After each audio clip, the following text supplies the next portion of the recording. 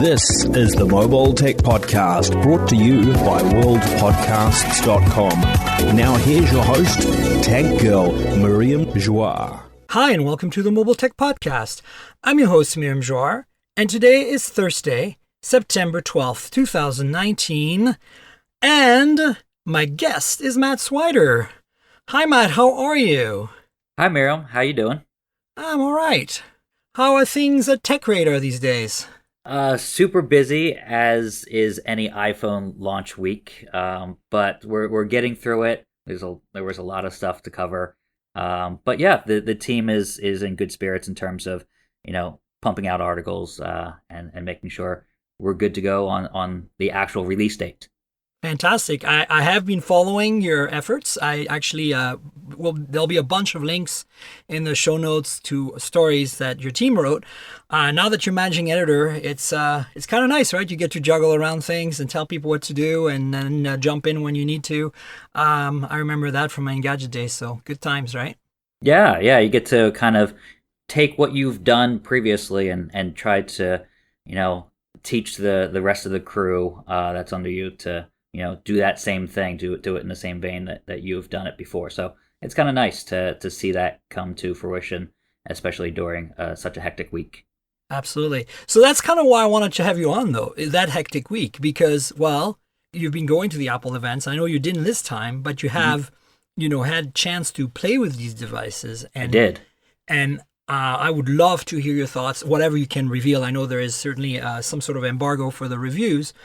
Based on my experience doing this in the past myself. But what's your general sense of what we got from Apple this weekend? And to be clear for the audience, we're not just going to talk about Apple today, but we're going to frame it in the context of the industry, of course. But come on, it's iPhone week, right? Let's talk about the iPhone. Yeah. So there's definitely two camps out there. Some people who said they didn't do enough, and some people who said they didn't do it a whole lot, but they did the right thing. So that is utilizing the camera is going to be so much better than it has been before, just because there's a triple lens camera on the Pro models, and that's what's really exciting a lot of people, the focus on the camera, because people come up to me and they see their friend's Google Pixel phone or a Samsung phone, or even in rare cases a Huawei phone, and they'll say, "I wish Huawei or Samsung or Google made an iPhone," because they're that obsessed. And I'm like, that's not how it works. But they love the pictures that their friends are taking, but they love their iPhone. So, Apple's kind of playing catch up in some ways, and it's doing a better job than some people thought they would do. And that's kind of a nice thing, especially with that ultra wide camera that comes on the Pro models. I'm super excited about what they're doing there. I think it's time. It was way overdue. It's interesting what you mentioned about, iPhone users. I've seen both sides. I've seen iPhone users say, "Hey, I saw your photos with the P30 Pro and with the Pixel 3a or whatever it might be. That's a recent phone that performs really well in terms of imaging," and say to me, "Oh, I wish I could do that with my iPhone." And then I've had other people come to me and go, "What do you mean? There's a better phone than the iPhone for photos?" Mm-hmm. And it's I think they're kind of reluctant to admit that, that might be a possibility just because they haven't seen it and experienced it. But I think there's a whole ecosystem out there or universe, I should say, of people out there who, because at one point in time, the iPhone defined mobile imaging for that brief few years, right? Mm-hmm. That they feel that, of course, if I have an iPhone, I have the best in terms of imaging, right? So I thought that was kind of interesting because I just spent 3 weeks at Burning Man at my gig there. And obviously there's a lot of people with a lot of phones taking photos of the various art and whatever else. And it's, I kind of always do a bit of an anthropological story of looking at what people are using, right? I think, look, I saw a lot of people with iPhones, obviously, but a lot of people with iPhone 6S's, 7s, not that many people with the newest stuff. And, obviously they're struggling a little bit, right? In low light, it's a difficult environment to take photos in. And I'd show them my photos, which I primarily took with my Pixel 3 XL and my P30 Pro, and I also had an Honor 20 Pro on the trip with me. And they're like, "Holy crap!" And I'm like, "Yeah." And the iPhones, even the new ones, don't really do that right now. So I'm excited about the fact that Apple finally brought us 3 cameras on the Pro and 2 cameras and the right 2 cameras. Yes. Right? Yeah. Telephoto. That's the thing. It's a nice to have, but it's not the necessary, it doesn't make an arty type of picture like kind of a slight fisheye lens does with a 120-degree field of view. So that I'm looking forward to. Also, night mode. They've needed that for a long time. Yeah. And they finally have it. And it looks terrific, at least in the demos that we saw. And it's pretty smart in that it can, set the exposure automatically. And that, that's kind of something I feel like Apple does pretty well with its time-lapse mode on videos. They've done that for years where it just handles it for the user. They don't need to set how many you don't have to have separate. There's no separate mode. It just suggests it or pops it up and does it. And in a way, some Chinese and I should say some Android manufacturers that are not Google, Chinese and otherwise Korean, have done that too, where they suggest a mode, but they don't switch to it necessarily, right? So I think Apple probably, but the thing is, auto switching is a challenge, right? Because you are making a decision for the user, and if you screw up that decision, you screw up that one photo, right, that they want to take. So this is why I think Apple wins every time. And a lot of people talk to me and say, like, you're not an iPhone user. How do you, why are you so gung-ho on what Apple's doing? I'm like, because I recognize genius when I see it. And genius is finding that sweet spot of figuring out when you switch that mode properly and do it right. And now we don't know, right? We haven't reviewed the phones. We haven't tried the phones. We haven't tried the feature. But I have a hunch. Call me crazy. But I have a hunch that auto switching is going to be super finely tuned and work really well on the iPhones. Yeah, there's something on there where it will have a 3-second exposure, for example, when it feels like it needs that, and it can do that when it's in your hands. But it can have up to a 10 or 20-second exposure if it detects that it's on a tripod. So if it's completely still on a tripod or resting against a ledge or somewhere where the phone says, okay, I'm not in someone's shaky hands, it'll actually have a much longer exposure. So it's gotten to that level of sophistication, and that's something that Apple can pull off and think of ahead of time. Which is it's interesting, though, that a lot of the kings of night mode being Google and Huawei, and let's talk about that in a second, because I think Huawei deserves a lot of credit here. It's not just Google. Huawei was the first. Huawei was the first to do this. And a lot of people are going to say, Miriam, there's been night modes on cameras forever. There's night mode and there's night mode. Okay, let me explain. Night mode, opening the shutter for a long time and gathering a lot of light, has been around since manual photography existed. Like, you can set a camera on a tripod, set the shutter speed to 30 seconds, click the button, adjust your aperture and everything else, your focus, and you get, hopefully, if you do it right, you get a great photo. But that's not what we're talking about here. Phones have had these night modes forever. And of course, they're completely unusable, because who carries around a tripod? Yeah. The innovation that Huawei brought in with, I think, the P20 and P20 Pro a year ago, and they were the first, absolutely the first, way before Google Night Sight and everybody else, was that they would adjust for the motion of your hand in real time. They would take all these photos and gather them up, even though they're not lined up. And they instead of like a 3-second open shutter exposure, which is traditionally how you do that, or 30 seconds or 10 seconds, they would sample 1,000 or whatever, 100 photos a second at much shorter exposure times where there is no motion blur. And then they would stack them in software. And this is computational photography. Even DSLRs and point and shoots, like the really high-end ones, like the RX100 Mark 7, which is a delightful camera from Sony, or even the mirrorless APS-C cameras and Micro Four Thirds don't do this.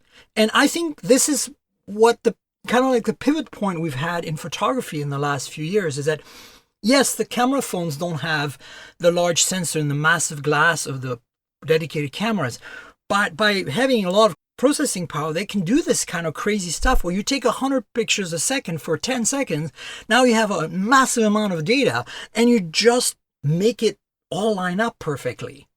And Yeah. then you get this long exposure out of it. That's perfectly lined up, but it was handheld. And I'm impressed with Huawei. You can do 30-second long exposures handheld without being particularly still, or they'll still stitch them together properly. So I'm kind of interested that Apple, even detects a tripod mode. Do you even need a tripod mode at this point? You know what I'm saying? If you do it right, it doesn't matter, right? Yeah. Yeah, It's that's the amazing part. It's so many people, the regular user out there, the average user, focuses too much on megapixels, and it's like, oh well, this camera's only 12 megapixels, and then Moto will come out with a 48 megapixel camera or something to that extent, and they'll think that's better. But it's really about the chip that's inside and the post processing that chip does to that photo. So they have figured that out, and that's kind of a nice thing. They talk about the A13 Bionic chip, and I think people get the wrong impression of it's more powerful, but how powerful do you need a phone to be? It's not about speed, though. It's about the intelligence and the machine learning that's on there to edit your photos, and then as soon as you bring up the photo, it's already processed and looks perfect. Yeah, absolutely. And that's the thing, like, give you an example, because we don't talk about just iPhones on the show, obviously, is for me, like the Nokia 9, right? PureView. That phone is a computational photography masterpiece, except the photos that come out of it are not really that great. And I think the reason for that is because they're making the wrong decisions.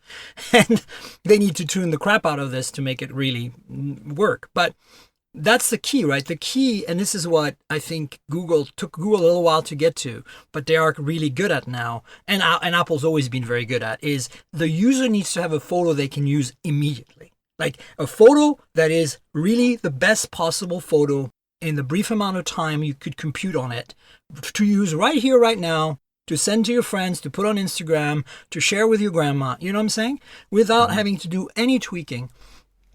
And Nokia is like the complete reverse of that. It's like the Nokia 9 PureView, I've taken some delightful pictures with it that when I first looked at them, I was like, this is crap. And then I went into like the Lightroom and I used the raw photo and I made something absolutely gorgeous out of it because there's a lot of data there to play with. But I'm like, why couldn't you do this for me, Nokia? Really? Mm-hmm. Why couldn't you do, like, if all this computational stuff, you're talking about machine learning and you're not doing this for me? Fail, right? Yeah. So again, back to your argument about the megapixels, completely agree. And I think the big thing right now, we're seeing trends for 40 megapixel sensors on the Huawei P30 Pro, 48 on the Sony IMX 586 and 582, which are very popular sensors. You see them on OnePlus 7 Pro, a bunch of other phones. Some of the mid-range Xiaomi phones, the Zenfone 6, like those $500 pseudo flagships that are phenomenal have that sensor. And there's 64 megapixel sensors coming. And what people need to understand is these sensors don't output 48 megapixel. Well, they can, but that's not the point. They're downsampling. It's like, remember in the CD player days, I'm probably dating myself here because half my audience was born like way past that. But back in the days of CD players, there was this whole oversampling, right? And you still exist in audio today. Like you can, some people listen to music at 96 kilohertz or whatever. And this is kind of the reverse of that. You're taking a lot of data, 48 megapixels, but your pixels are small. So they struggle in low light, they're noisy. So now what you do is you computationally combine 4 of those into one giant pixel that is computationally higher quality. And what do you output when you divide 48 by 4? Well, 12 megapixels, right? And that's why the output of the P30 Pro at 40 megapixel sensor is 10 megapixels. And the 64 megapixel sensors are going to be 16 megapixel photos. So don't be fooled by those numbers. It's the output is really what matters, and the output is a computational output. Yeah, that's the numbers working against Apple and other manufacturers sometimes when you see 12 megapixels. They also have that problem with Apple specifically with RAM. People think, okay, it doesn't have as much RAM in their phone compared to a 12 gigabyte RAM of a Samsung phone. But that's I've never had a brand new Apple phone or a brand new iPhone and said, oh, this is pretty slow. That just doesn't happen. So when you really think about it, it's not that big of a deal not to have the big numbers. It's just what you have to pay attention to in the reviews. Is this a really good device for X, Y, and Z? So yeah. I think the marketing is a little difficult for some of the top tier companies.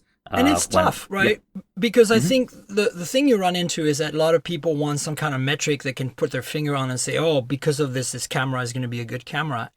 And also, I think, I'm not a spec monster. I don't really care that much about specs, but there are some base specs in cameras that you want to have. OIS, large pixels, fast lenses like f/1.6, 1.4, 1.5 seems to be the norm on Android now, which is pretty amazingly exciting. If you think about the amount of work that went into making a lens that small with that fast of an f-stop, that large of an aperture, it's kind of crazy. And I didn't look at the specs. Do you know what the f-stop is on the iPhone main camera? I think it's 1.8 still, right? Just like the Google Pixel. Yeah, I don't think that has changed but at all. They did improve the sensor last year, and now they're doing all more computational stuff because the A13 Bionic and more, machine learning based computational. And again, the thing that's got me the most excited overall is the iPhone 11, the base model, because they dropped the price by $50. And they added an ultra wide. And to me, if you've ever used a phone that has multiple lenses, the telephoto used to be a nice thing to have, and I still think is a nice thing to have. But if I have a choice between either a telephoto or ultra wide as a second camera, I'll take the ultra wide every time, because you can zoom in nowadays up to 2 times pretty well digitally. Like, there are algorithms, again, computational photography lets you do that. Those 48 megapixel sensors on some of those phones really shine when you zooming 2 times, because then they can use their native pixels. At least they shine in daytime. But the ultra wide, you can never pull back. Like, how do you pull back, right? So all of a sudden you have a wider field of view, and it's just magic. And you have really dramatic looking shots because of that. Think GoPro, right? And I think once people experience that, they're going to never go back. And I'm so glad that Samsung with the Galaxy S10e, the cheaper one, and Apple with the iPhone 11 now, have made the right decision, which is give us the ultra wide and drop the telephoto, because ultimately the telephoto is really a luxury. You don't really need it. Yeah, I agree with that. It was surprising to see for a lot of people, but it to me and to also you, it makes a lot of sense, because it's definitely the lens that gives you a different perspective. The telephoto lens at a 2 times optical zoom, really feel like it doesn't change very much for me. It's like move up 10 feet. Like that's it. That's what it feels like. Yeah, I think, but sometimes you can't get that shot right. You know how sometimes you're seeing that magic composition of a perspective, and if you move closer or forward, backwards or forwards, you change the perspective angle and it doesn't look right anymore. That's when you want that telephoto. But that's a rare thing. And I feel like 2 times is really very little gain. So honestly, when you're going to be using the telephoto on the iPhone 11 Pro, or you're using today on a Galaxy or a OnePlus, all these phones that have 2 times telephotos or 3 times telephotos, you're going to end up, zooming in more than that. Ideally, probably 4 times. So you're still cropping digitally no matter what, right? So this is the reality. The telephoto lenses today just basically give you a bit of an edge so that you have less digital zoom when you're going more than 3 times, is basically the way I look at it.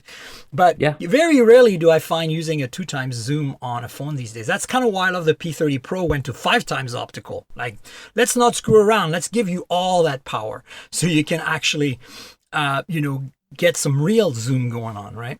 Yeah, we update TechRadar in real time. So Apple said there's a 4 times optical zoom at one point, which was technically true. Yes. Well, it's going from the ultra wide to the 2 times, right? Optical. Yeah. So when they said 4 times, I was like, oh wow, they're basically rivaling the 5 times optical zoom. And then I realized that wasn't the case at all. So yeah, this is marketing. It's actually really clever on their part, right? Yeah. But by those metrics, the Oppo Reno, right, which is has something like 8 times or 5 times optical zoom. It's a total from the ultra wide to the max is like something like a 10x, right? It's like that becomes weird. Right. But look, I'm excited about the cameras, even though it's catch up. The other thing I think is super exciting we should talk about is the f-stop, the speed of the lens on that telephoto. The Note last month I introduced a f/over 2.1 telephoto lens. Most telephoto lenses on phones, the zoom lens have been slow lenses like f/over 2.4, f/over 3.0. And those don't perform that well in low light. Even if you have a decent sensor, it's a little hard to gather light. So you lose some performance in low light. And now with phones like the Galaxy Note 10, which is an f over 2.1 for its telephoto, and of course phones like the iPhone 11 Pro, we now have f over 2.0, which I believe is the fastest 2x optical zoom lens on any phone today, which is kudos to Apple for actually having a one-time thing that is better than the competition. Yeah, they didn't wait around for that, which was nice. But I mean, again, they're not the first. The same with the wide angle, they're not the first. And it's like, it feels to me like what they released with the iPhone 11 in terms of imaging is what we needed, not something that's really pushing the envelope. Now, there's a deep focus, what's it called? It was deep fusion. And it's some sort of algorithm that uses machine learning to even improve the photos in low light further. It sounds like basically to me like a super night mode, but we'll have to wait and see because that's not coming out. Like you won't be able to review it right now. Yeah. So I think to me overall, all of that's great. And the A13 Bionic, we know that Apple slays when it comes to processor performance. That's their thing, right? I mean, and you were talking about RAM earlier and comparing RAM onto Android phones. You can't do that. You can't even compare battery sizes. Once they start tearing down those iPhones, iFixit, we'll see that the actual battery cells will be really small compared to Android. They'll be like 2,700 instead of like 4,000, right? And the reason for that is that Apple really has an edge in efficiency because of that really incredible ARM system that they have, these system on a chip that they've been designing since, I don't know, for a decade now, right? Yeah, and they create everything, the software, the hardware. They're in charge of everything instead of getting off-the-shelf chips and, getting software from Google and applying their own software. Like, it's from top to bottom. Apple's, you know who's like that too, though? Who's that? Kind of. I mean, it's slightly different, but Huawei, because of their Kirin chips. So they're able to optimize Android. Because Android is open source, they're able to take the open source course of Android, open source code of Android, and go, let's optimize this for the crap out of this for our Kirin chips. And you notice it because I don't know if you ever played with any Huawei phones, even the mid-range ones are like, whoa, responsive. Despite the pretty heavy skinning and some of the weird Chinese UI things. It's like very impressive. And I mean, OnePlus is another example. They take Qualcomm's work and Android's work, Google's work on open source Android, and they tweak the living hell out of it. And the next thing you have is like these phones that are super fast. Like I honestly feel the OnePlus 7 Pro with that 90 hertz display right now is just like, I once you use that, you even go back to a Pixel and you're like, no. Yeah, it does make a difference from 60 hertz. Yeah, absolutely. It's like going from an iPhone to an Android phone. iPhones are always so smooth. That's the thing that, and I'm glad to see Android finally, slowly, with a few select phones getting there. I just wish it was the case for all Android phones. I do have to admit, though, some of those mid-rangers, or mid-range in price at least, those $500 pseudo flagships that we've seen, like the Zenfone 6 and stuff, are getting pretty damn fast for their money, and I mean, like they don't feel laggy at all, which is nice. And it's nice that they also have pretty stock Android builds, right? Yeah, and it pushes the Apples and the Samsungs of the world to come up with more things besides we have a really fast chip, because if they're all fast, if they all have great battery life, they'll have to stock their phones with better cameras and just new innovative software. So that's kind of a good thing for everybody involved. Absolutely. So what else stands out for you? To me, the thing about the iPhones is that really, if you look at it, the imaging is the big news. For me, the Bionic chip, of course, the battery life, big improvements in battery life on the Pro models. Speaking of Pro, I love the naming. I'm very happy about this. It's a mouthful, especially if you go for the iPhone 11 Pro Max. The Pro Max is, I think, a bad idea because there's actually a nutrition, like health workout product called the Pro Max, I believe. That's what I first thought of as well, yeah. Oh, Max Pro or something. Yeah, it sounds like something out of like the GNC store at your local mall. Right. I'm actually deciding between the 11 Pro and the 11 Pro Max. I feel like, I like to say, when I go down to a 5.8-inch phone after using a 6.5-inch phone, I feel like my hand has gone on vacation because there's just so much room to maneuver with one hand. It's so nice. Because the specs are the same, the cameras are the same on both Pro models.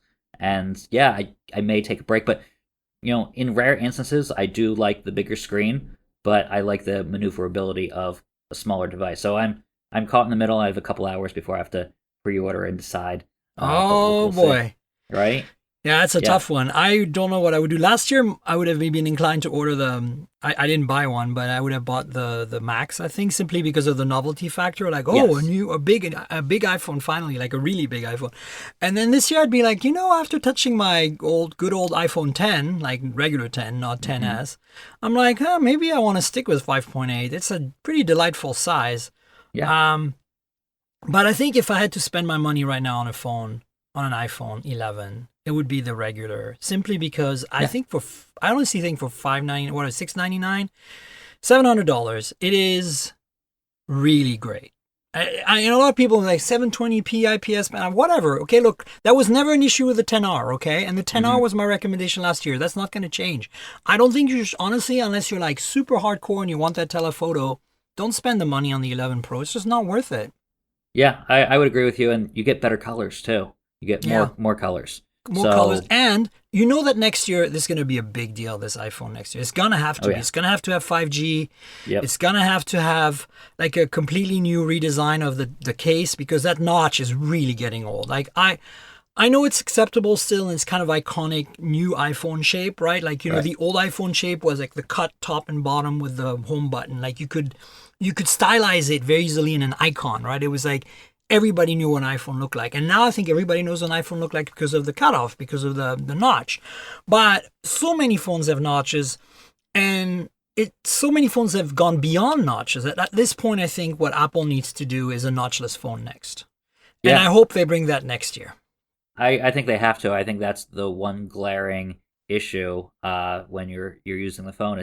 You're right. It's become iconic, but not always for the right reasons. Right. And Samsung made a point of that several times in their ads. And I think that could be the big change, because it's the first thing you see when you look at a new iPhone. It's that notch. It's hard to miss. So I think that could be that, and 5G are the big upgrades that we could see in a year's time. Yeah, and probably some more imaging stuff. But the other thing that I really want to see next year, and I want to probe your thoughts on this, is USB Type-C, at least on the Pro models, because that, I really am surprised that they introduced the Pro moniker this year for the phones. And I'm surprised in a good way. I think it's a good branding. It's better branding because, and if you look at it's interesting. If you look at Apple's marketing materials, they don't use the Max moniker that often. They only use it for specific things like the specs on the bigger phone, or when they want to differentiate that they're talking about the bigger phone. But usually they call the series of these two phones the iPhone XS and the iPhone 11 Pro. Like, have you noticed that? So I think they're kind of reluctantly calling it the Max. I think probably because there's some need out there probably from their carrier partners to differentiate. I think in an ideal world, what we'd see is we wouldn't even see iPhone 11. We'd see iPhone for the base model, and we'd see iPhone Pro in two sizes, kind of like with their laptops, right? Where you have, MacBook Pro in brackets, late 2019 or whatever, right? And I think that's kind of why I'm hoping that Apple can get to with their branding. Because honestly, who cares what version you have? We all know, like, my spouse has an iPhone SE, okay? That thing is kicking, it's running iOS 13 so nicely, I'm amazed. Like, wow. Like, I mean, this thing is what? iPhone 6 grade processor in there? Yeah. It's kind of impressive. 6S it is, grade. And people love the SE. They want it to come back. They need to come back. Will. Yeah, I hope probably so. Will I really March want to year. see. I want to see like a sub 5, like a 5.5 inch, not edge to edge display based iPhone that replaces the SE at like $499 price point. Yeah, there are concepts out there, and they look same really, cameras really as the 11. Same processor as the 11. Available April. Come on, Apple. Let's make this go. I think you hit the nail on the head. That could be a great phone for people reluctant to upgrade. When you were talking about seeing a bunch of iPhone 6s and 6Ss out there in the wild, I think sometimes Apple's biggest competition is not Huawei or Samsung or anybody else. It is Apple from several years ago. Right. Because they made a great phone and no one needs to upgrade necessarily. And the specs and, that just doesn't faze people very much. So the having something that's new and novel, so to speak, and also goes back to what people like is, a smaller phone that fits in their hand. I think that could really speak to people. So I'm really intrigued if they go down that path again, which I hope they do. Yeah. And dare I say, what if they put a headphone jack on that phone? That's the big mystery because like Google went back with the 3A, right? The Pixel 3A. So here's why I think they should do that. I guess it's anecdotal, but again, you and I live in a world where we get a new phone every week and it's the latest and it's cool and we know and we play with it and we're like constantly immersed in the best and the latest and the newest. Not necessarily the best in terms of spec because we review mid-range phones too, but we kind of, I think, live in a vacuum in a way.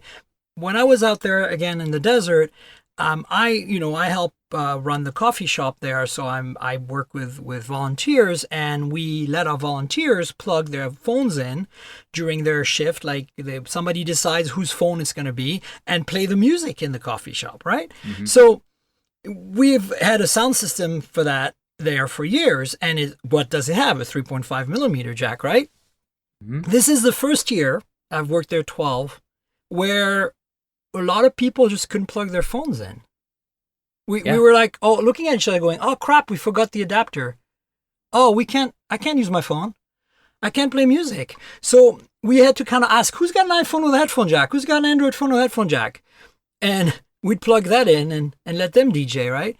And it was this weird thing that like we really had to look for people.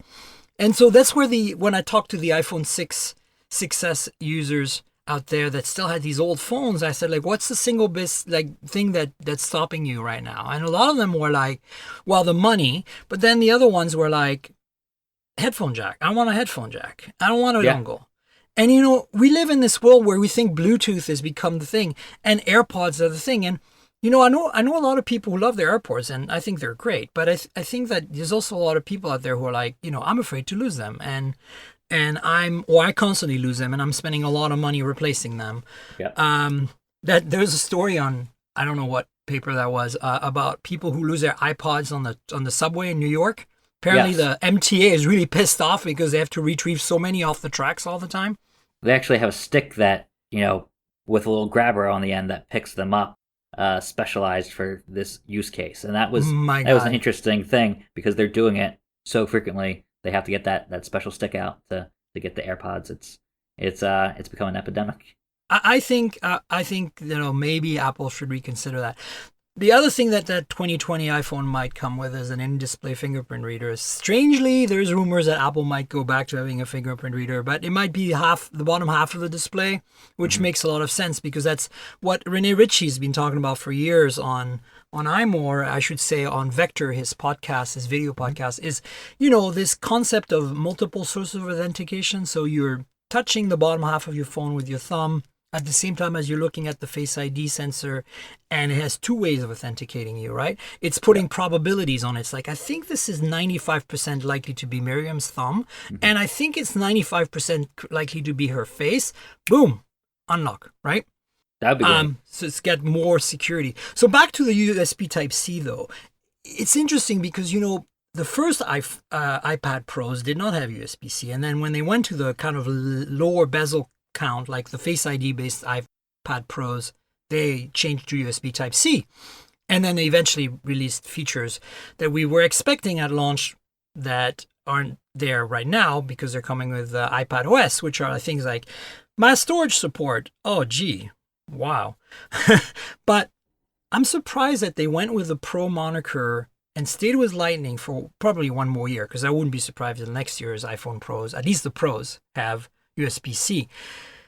Why do you think they didn't switch right now? I think when they switched from the 30-pin dock to the Lightning port, they reassured everybody that this will have a 10-year lifespan. Now, they say 10 years, but that means it'll not be phased out completely for 10 years. So there's some wiggle room there. But, a lot of people probably think, like, I just switched to Lightning in, relative terms, and then they have all these Lightning connectors. But I'm kind of surprised they haven't done it for a reason of there are a lot of devices out there in China and other places that probably use USB-C already, and people who are kind of, this is their one Apple product, they probably have USB-C. We see this all the time with micro USB. Right. There are a lot of companies that release cheap devices, and if they're targeted at countries besides the usual US and Europe, they will use micro USB because A, it's a little bit cheaper, and B, because a lot of people have micro USB cables out there. So I think the right time for Apple to do it is when USB-C is pretty prevalent, not just in the US where we're pretty, we're early adopters, but worldwide where that connection becomes the dominant connection. But I think there's a chicken and egg problem there, because from when I talk to a lot of my audiences in India, when I talk to my listeners there, and I talk to listeners in South America and in China even, the manufacturers are purposely staying to micro USB. Even Huawei on their cheaper phones is still micro USB. Even they even provide like high speed charging over micro USB. But it's because of what you said, because the ecosystem doesn't exist. So, but you need that ecosystem to eventually become a thing. Yeah. So when does the transition happen? When does the critical mass happen? And I feel that they're purposely holding back that transition by enabling this. I hate to say that, but why don't you just flood the market? And every time you sell a new phone like that, bundle in a 1 cent micro USB to USB-C adapter. Right. That way, these people can use their phones, and then eventually it'll become a thing, right? Yeah. DJI is another company that I follow closely, and they have switched over to USB-C recently, but it took them way too long. Canon is another company that has just switched over in the new cameras that they just came out with. I got a camera like about a year and a half ago, and it had micro USB, and it's become a problem because a lot of the things that I'm plugging it into are USB-C based, and micro USB is just, I want it out of my life as soon as possible. And I think Apple's holding on to Lightning a little bit because they do have a bunch of accessories out there, and they probably get a little bit of royalty from that Lightning port and the MiFi or the made for iPhone. That's the term MFI, that they use. Yeah. Yes, and so they're probably holding on to that for one more year, whereas USB-C is open source, and we'll see if that's something that they change over to next year. I really hope they do. I'm actually honestly not even expecting the main iPhone, like the affordable, the equivalent of the 11 next year, to switch. I think that's perfectly reasonable to keep that iPhone going on Lightning for another 2 or 3 years. But I feel like the Pro model, like you got to switch over. It's like there's an expectation level. Like you see the pros, and they're using. You look at me, I travel with 2 PD chargers, 1 PD battery pack, like power delivery, like high current, high voltage USB-C charging. That way I can charge my laptops, whatever laptop or tablet I'm reviewing. I can charge whatever phones I'm reviewing, because they're all, and I always have to freaking carry some sort of Lightning, USB-C to Lightning adapter or something because of a freaking iPhone. Not that I carry an iPhone all the time, but sometimes it's nice to have. And that's the only thing. My Sony wireless Bluetooth headphones are the Mark IIIs. They're USB Type-C. My Verizon hotspot that I use is a USB Type-C.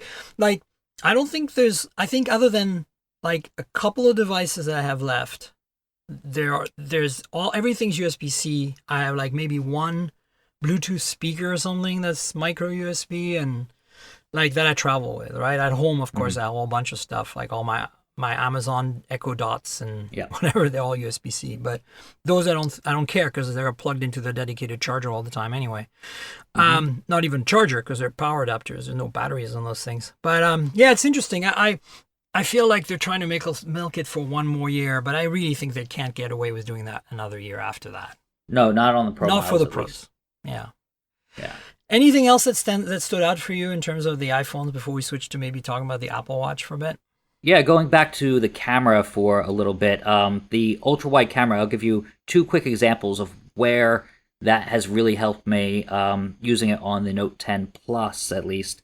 I was trying to take a picture of a building in New York City that happened to look really great because there was it had rained a couple hours prior, and there was a puddle, and I took it with the main camera because that was, something I love about the Samsung phones is you double tap on the sleep wake button, and the camera app pops up, which is fantastic. And some other Android phones have that, although Huawei, I have so many photos of, because they use the volume down button, and it opens up the camera app and it takes a photo instantly, You can turn which that seems off, like by a the great way. idea. That's a setting. You can turn it to that it doesn't take the photo, just turns on the camera. Yeah, I every time I get a new Huawei phone, I keep forgetting to do that, and then I do it eventually, and then I get a new Huawei phone, and I have to do it all over again. Oh, but God. I have so many just errant photos out there that aren't meant to be photos, and just the entire gallery full of that. But that's besides the point. I took a picture of this building, and I took it, and there was going to be cabs coming through that puddle in a matter of seconds, and so I only had a brief amount of time to take that photo, and I couldn't really move back because it was a sidewalk with a bunch of people on there. So I took the photo, and the top of the building in the the top of the building in the frame was cut off, and in the bottom it was cut off as well in the puddle. And I quickly switched to the ultra wide camera, and I got the photo I wanted. Kind of. It's in my review. I make a big point of this, but it looked pretty good. It had a little too much in it, and I think that's the one mistake people make when they test out an ultra-wide camera for the first time. iPhone users are going to go through the same thing. It gets a little bit too much in there, a lot of excess. But what I did was I cropped it to where I wanted a tighter shot, kind of like the first photo, but not cutting things off and obviously looking like a bad photo. So I cropped it just to the top and bottom of that building in the frame, and then it looked perfect, and I put it through Lightroom. I did minor tweaks to kind of enhance the color of the sky, and it looked just 10 times better than it could have. And the one that had the building cut off was not usable. You could tell it wasn't an interesting photo, but that ultra-wide camera really makes a difference in that case. The other case is I went down to Financial District last night, and they have the 9/11 tribute memorial lights. And I didn't have an Android phone on me because, I just had a telephoto lens on my mirrorless camera, and I had my iPhone. And I was able to get up pretty close. They let you into the roof deck of a parking lot that is right there next to the tribute lights.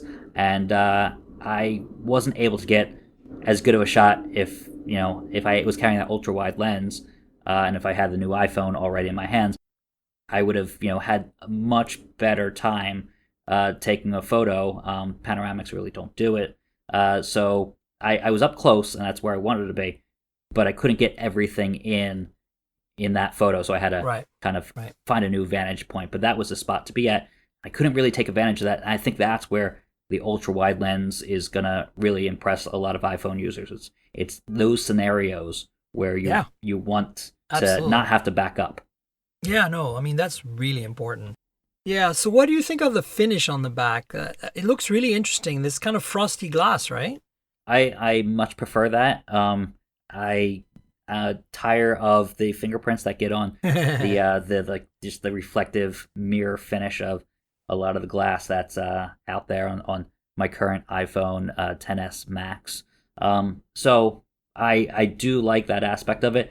It reminds me a little bit of a MacBook finish, and that's kind of a great thing in that it's a space gray kind of color to it. So I appreciate that. I don't know if I love the green, the midnight green. I'm actually really excited about the emeraldish whatever color. Yeah, it's interesting that they went with that color as a third color for the Pro. Like, it's so random. I was totally expecting that to be an iPhone 11 color, Yeah, they have a lot. The colors are brighter on the iPhone 11. So this one's an interesting one. I may go to that. I usually like owning the new color.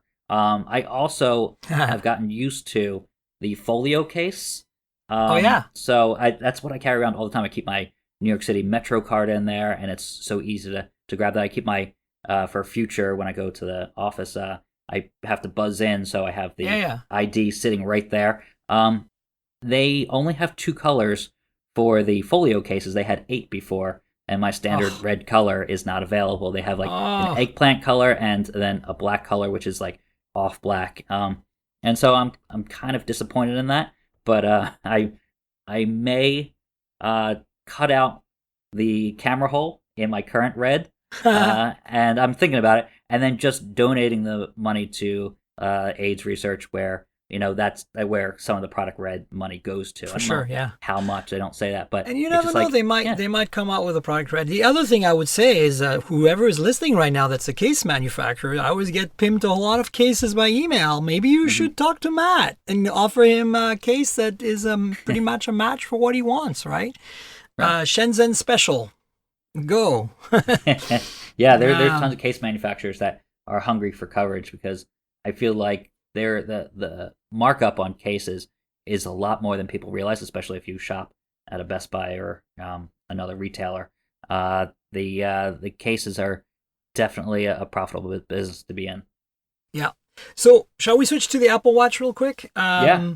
Because, well, obviously, we have an hour and I want to cover a few more things. But what is your thoughts? I was kind of impressed, honestly. I used to work at Pebble. Smartwatches are dear to my heart. I think the Apple Watch has always been a phenomenal watch, especially if you're in the iPhone ecosystem. I mean, during the keynote, they showed that video of people who it saved their lives, and I believe that is really a thing that Apple is in a unique position to offer, right? There's EKG features, all that.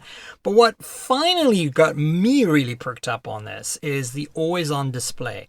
My biggest gripe about my 2 biggest gripes since day one with the Apple Watch have been, number one, that it's not an always-on display.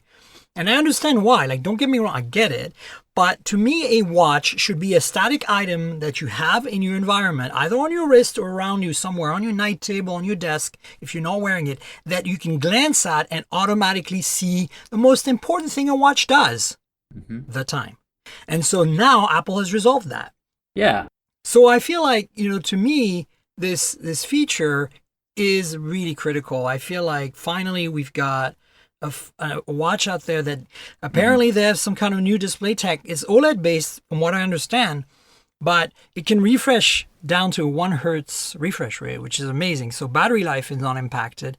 I'm not sure if it wears the OLED pixels or not, and that's the thing we'll have to discover. But look, other manufacturers have OLED watches, have done the always-on display, and yes, it does wear it out a little faster, but it's never really been enough of an issue to be a problem. And I feel like, forget it. You're going to replace that watch in 2 years anyway if the display has a little bit of burn-in, whatever, right? That's my opinion.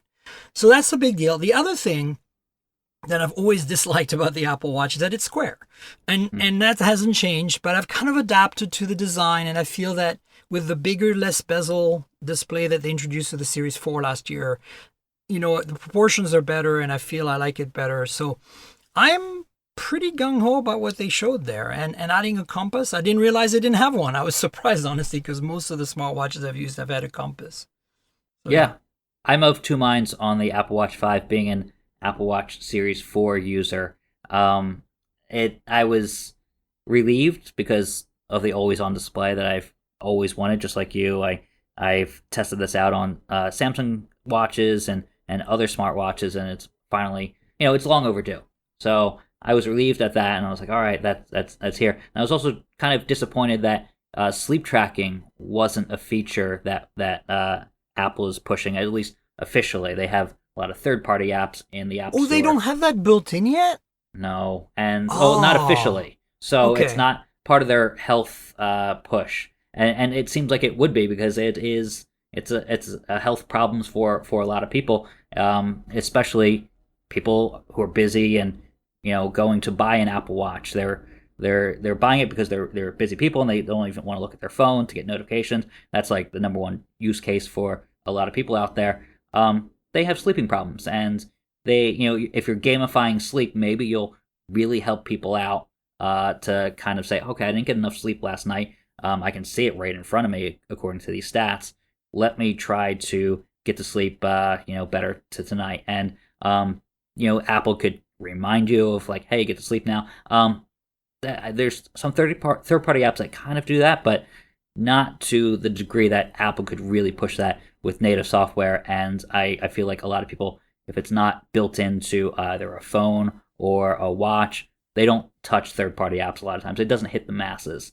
So right. I'm surprised about that. Like, that's something I thought was long acquired by the Apple Watch as a feature set. Wow. Yeah. It was heavily rumored, and there was some leaks out there. So I'm hoping it's something that's delayed, maybe Watch OS 4.1 right. or a 4.3. Sometimes they come out with a mid-cycle update. Or not I think they're actually up to 6, Apple Watch 6 for the OS. Right. So if they come out with that before next year, I would really love that. Especially since it's heavily leaked. There was some code discovered that this is happening, and apparently it didn't happen. That's the one feature that I think could really help them in the health department, where they're trying to heavily invest. I agree. I think for me, if I look at, I wear a Galaxy Watch right now, but I often wear Android Wear OS watches, for me, the primary need for a watch is tell the time, always on display, notifications, and step tracking. And so these, I don't need, my requirements are pretty low. I don't need apps or anything. I don't use them for navigation or anything else. But most of my interactions are dismissing notifications or maybe doing short replies, where you're like select an answer from a choice of answers. Mm-hmm. That's all I really need. But over the years now, what I've also been doing is using like health fitness bands separately to track my steps, yes, but also my sleep. And not because I have sleeping problems, just I like to quantify it and get a feel for it. Like, do I need to sleep more? Am I, shortchanging myself on sleep? And so I've been using a Huawei band, a bunch of different ones as they keep releasing new models, simply because it just works. Like, they have automatic sleep detection. I just put the band on, I go to sleep, and I get data the next morning. And it's great. It integrates with Google Fit. So I get everything centralized. And, between wearing that in the evening and wearing a watch in the daytime, I get a pretty accurate step count because everything fuels into Google Fit.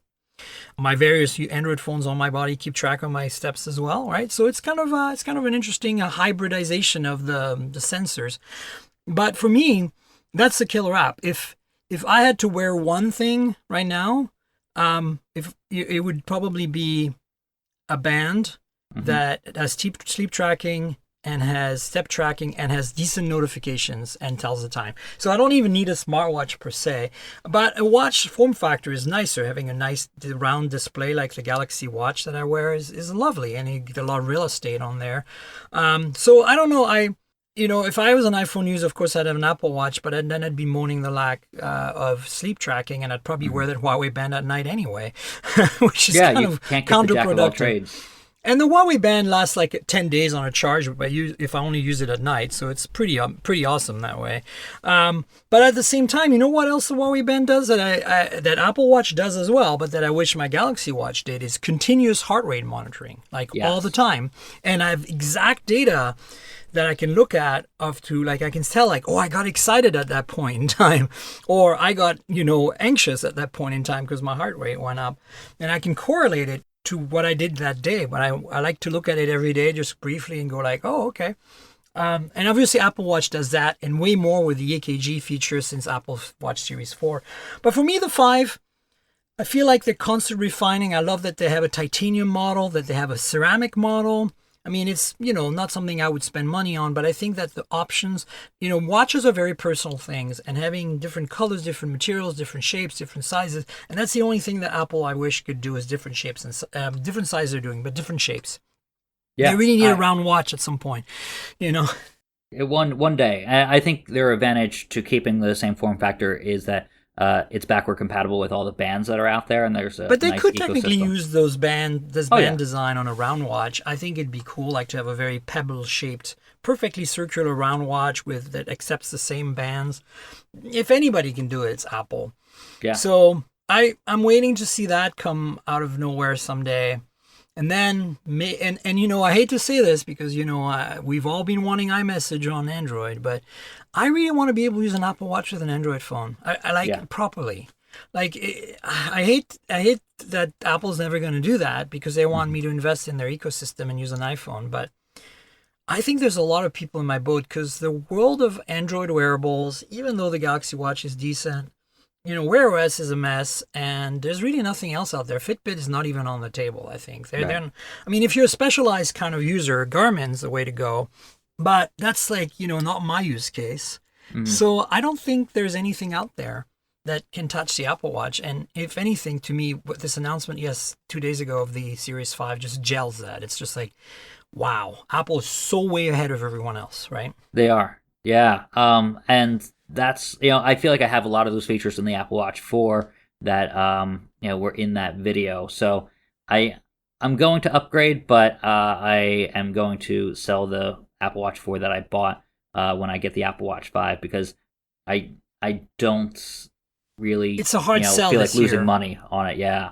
The first one I saw to do constant heart rate tracking was a company called Basis. I remember And that. they got bought by Intel, and Intel I don't think did anything with that. They destroyed it. Yeah, that's the usual MO for these big companies that buy like this really cool up and coming startup. And yeah, that was a cool feature, and I do appreciate that, especially someone if you're trying to get into exercising, knowing your heart rate at over the course of a day is a great thing. And I'd say the other thing that I really want to see besides just basic fitness tracking is the app ecosystem is great, and that's something we should talk about. In that you can install apps with directly on the smartwatch, which was a great thing. You don't have to go fetch your phone to download an app. Now I don't use a lot of third-party apps, but the few times where I wanted to download something, I didn't appreciate having to go to a watch app on my phone to download a watch app on my watch. It just Right. it was an extra step that was a little cumbersome. So with watchOS 6, that's coming, and I do appreciate that small touch, but pretty meaningful for me. Yeah, I think the other thing I want to really touch on quickly that I was going to mention is the Series 3 going down to $199. Yeah. Wow. I guess that's a good price point, I think, for what it is. Mhm. So, Yeah. just want to mention that. So that combined with some of the features we're talking about makes it a really good buy. We are running out of time, and I want to touch on some non-Apple things, but briefly, the only thing left from the discussion, I mean, there's so much we can talk about. We can talk about Apple TV Plus and all of that, but I'm more into the hardware. So there's another iPad. I'm not sure I'm super excited about the iPad. The folio case is expensive compared to the price of the iPad, which is kind of very Apple-y. But good news is that you can get a base iPad that's a bit better now. It has a bigger screen, right? I mean, that's the takeaway, right? Yeah, it's $329, and that's a great price. Last year, the iPad dipped down to during Black Friday, $250 during Black Wow. Friday, and then it went down to $229, so a whole $100 off for Cyber Monday. So as tempting as it is right now, you wait a couple months and see what those Black Friday deals like. We I skipped Thanksgiving just to run Black Friday and Cyber Monday from an editorial standpoint at TechRadar and kind of pump out some news stories and say, hey, these are great deals. That was my favorite deal of last year. It was so good that I told my mom because she was looking for gifts for my dad, and my dad was looking for gifts for my mom, and they turned to me for suggestions. I said, I'm gonna help you buy. I'm gonna buy this iPad, and you can give it to mom, and you can give it to dad, and so they exchanged iPads without knowing it during Christmas, That's and it was adorable. because of that deal. And I had gotten it for Black Friday, and then I canceled my order and got it for Cyber Monday for $100 off. So Wow. that is going to appeal to a lot of people. Is one of the biggest items during our whole marathon with Black Friday, Cyber Monday on TechRadar. So that is something that doesn't really appeal to you and I, but I think Oh yeah. it's a great way for people to get a good gift. I mean, iPads are incredible. If you're gonna buy a tablet, buy an iPad. So I'm excited. It's just that to me, it's like just buy the iPad. Okay, don't get excited. Don't spend money on the Folio. Don't spend money on the Apple Yeah. Pen. So just stick with the iPad. and then you'll get a really good deal. Yeah, I Because agree with that. otherwise, go to third parties. Logitech makes a pen that works. Logitech makes also keyboard. I don't want to just pimp Logitech, but they really make some good stuff. I prefer their keyboard cases far over the keyboard cases Apple makes. And the other company that I love makes great keyboard cases is Bridge. We're talking pretty high end here for iPad Pro, really. But hey, just want to point out to you, like, if you want an iPad and you deserve an iPad, because honestly, if you want a good tablet experience, it's only going to happen on iPad, in my opinion. But just don't spend. You're going to ruin yourself if you start buying the accessories from Apple. It doesn't make sense when the iPad itself costs $329. It's missing backlighting as well on the official keyboard. Although I like the fact that if you spill something on the keyboard, it's just fine because it's laser etched fabric, which is just an interesting way to go about their design. But no backlighting. If you're a college student using that in a dorm room and you have a roommate, I was in that situation before with a light up keyboard. That's very distracting, so you kind of want to turn it off, but at the same time you want to turn it on when you're really finishing a term paper. So that is something that's really missing on the iPad.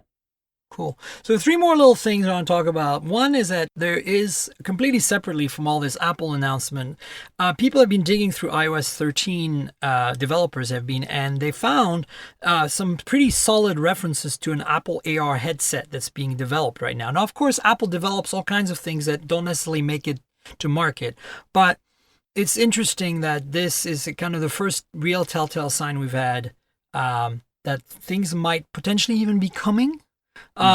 So I think that's an interesting thing. I'll link to the article and Gadget, but I mean, I think everybody covered it. Just happened to find it there. And so what's your thought on that? I mean, do you think we're going to see something soon, or is it going to be another few years before we see something from Apple there? I think somewhere in between there. I think it's a little over 1 year to 2 years out. Yeah, right. It's I think the killer feature, I discovered it yesterday. I was using Google Maps on my iPhone. Now it has the walking directions where it's basically a split of Street View in the map.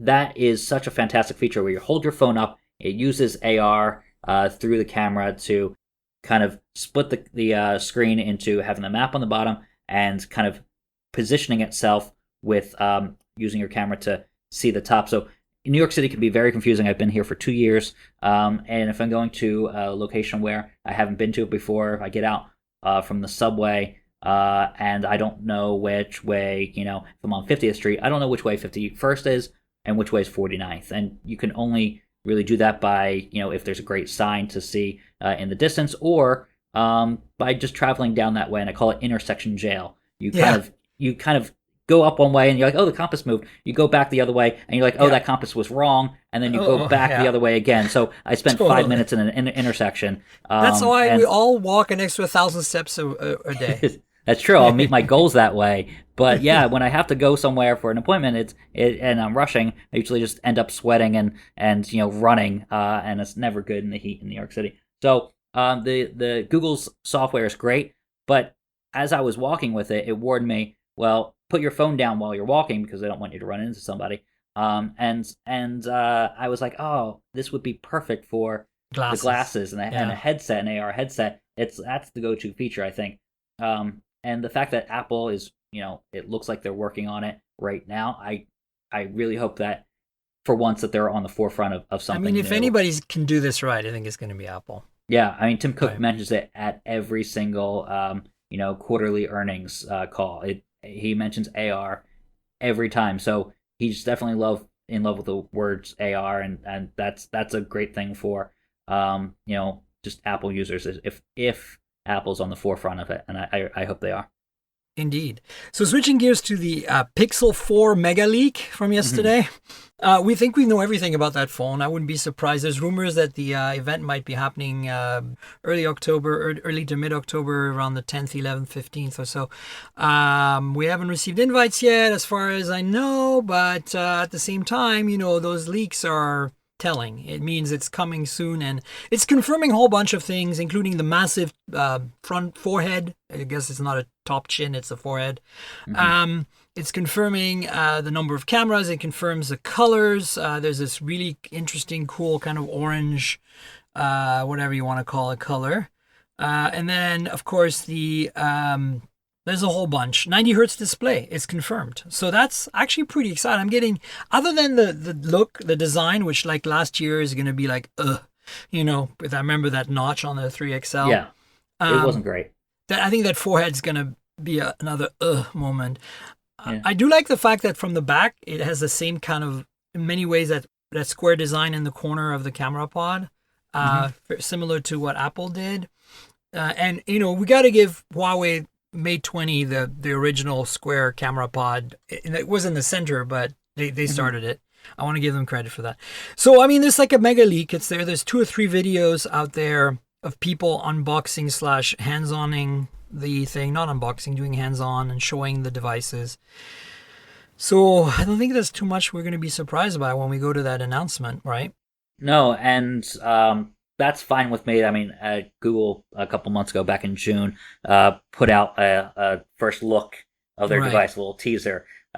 Basically saying, were you looking for this? And that was a great moment in that the leaks were out there, and they're like, okay, we're gonna play with this a little bit.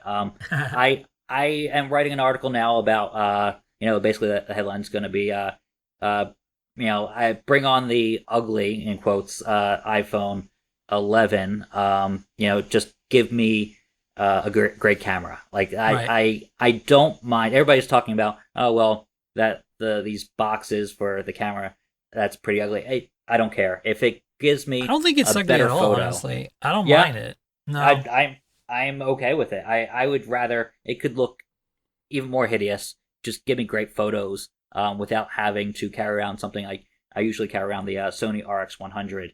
I think you mentioned that camera. It's a great camera, but I don't want to carry 2 devices with me. So if my smartphone can kind of close the gap a little bit, I'd be okay with that. The Sony RX100 has a 1-inch sensor in it.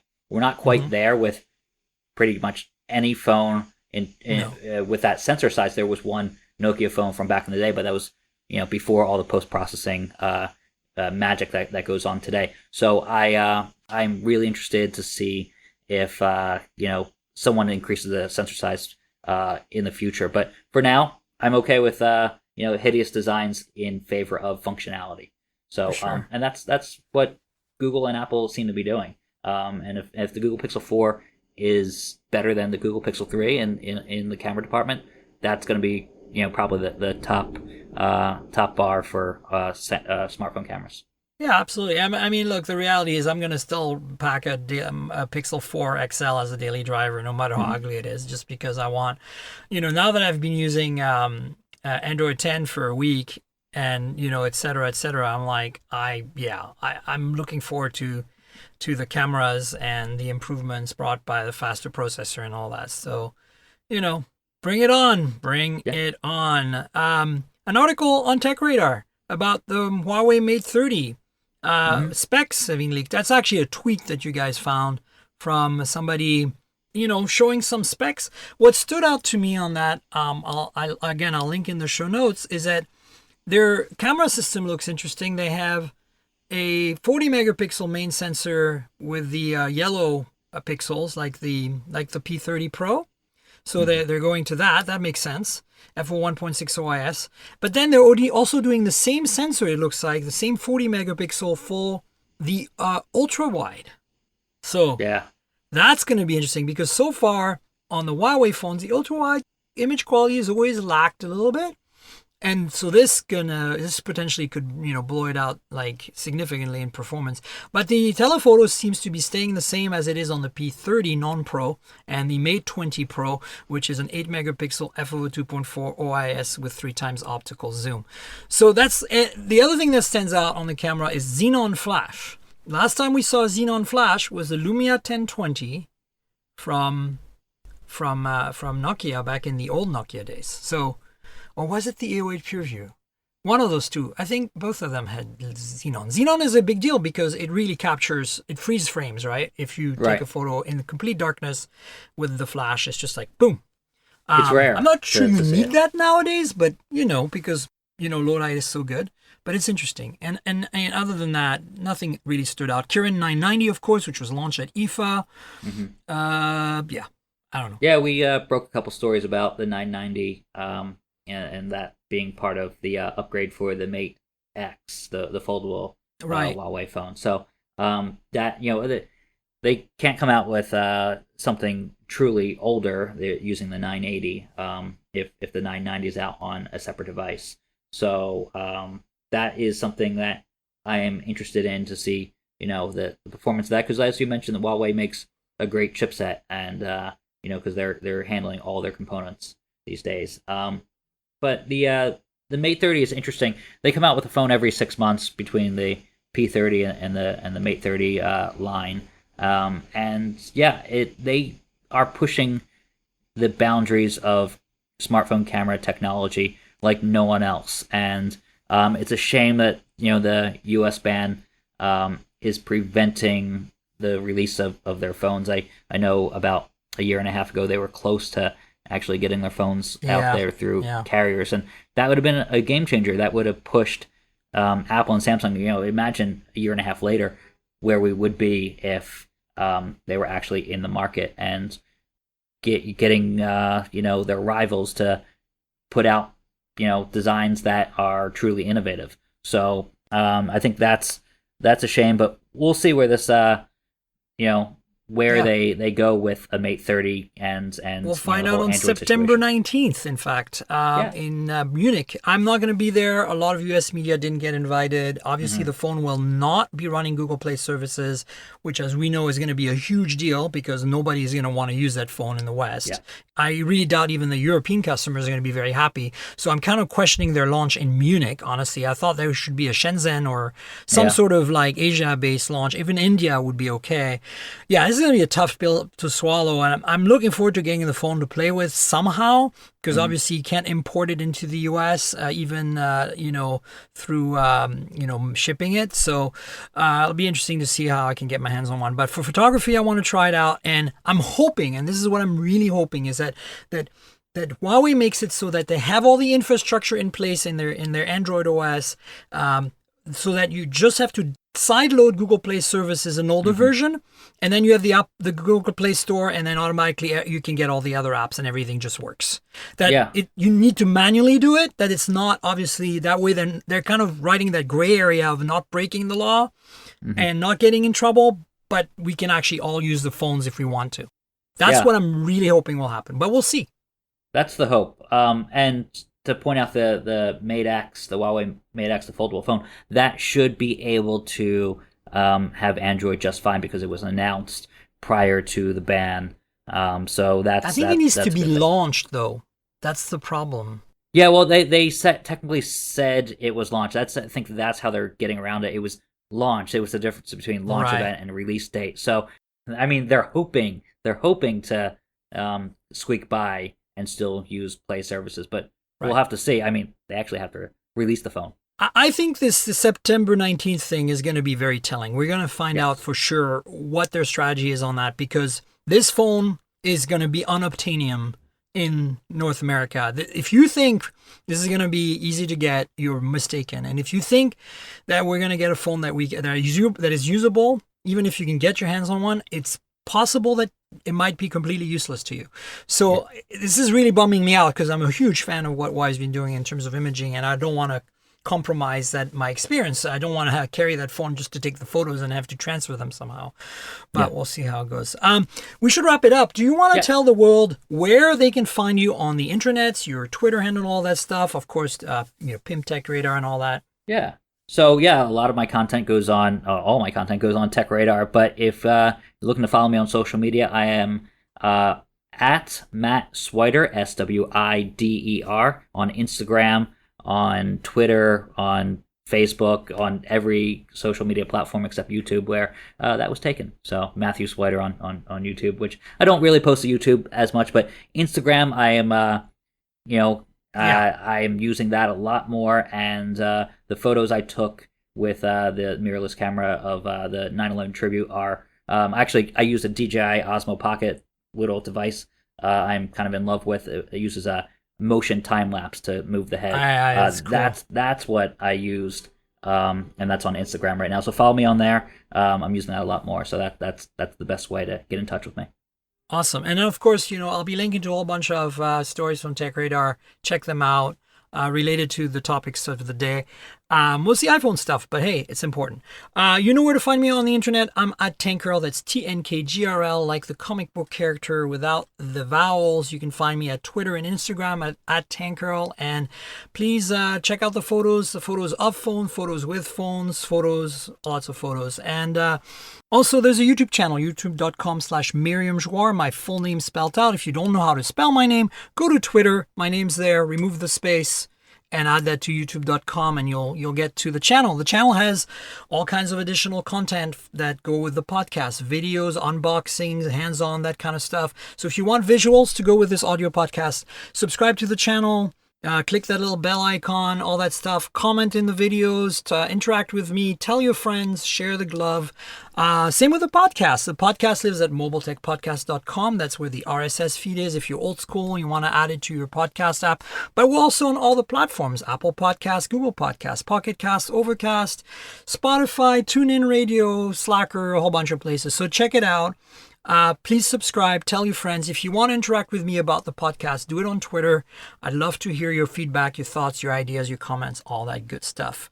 And then finally, I want to thank our sponsor, Audible.com. Audible.com is the platform for audiobooks. If you like reading, if you like books, and you, for whatever reason, cannot read them, maybe you're a delivery driver and you're stuck behind the wheel all day, but you want to hear these books being read, this is the place to go. They have such a great selection.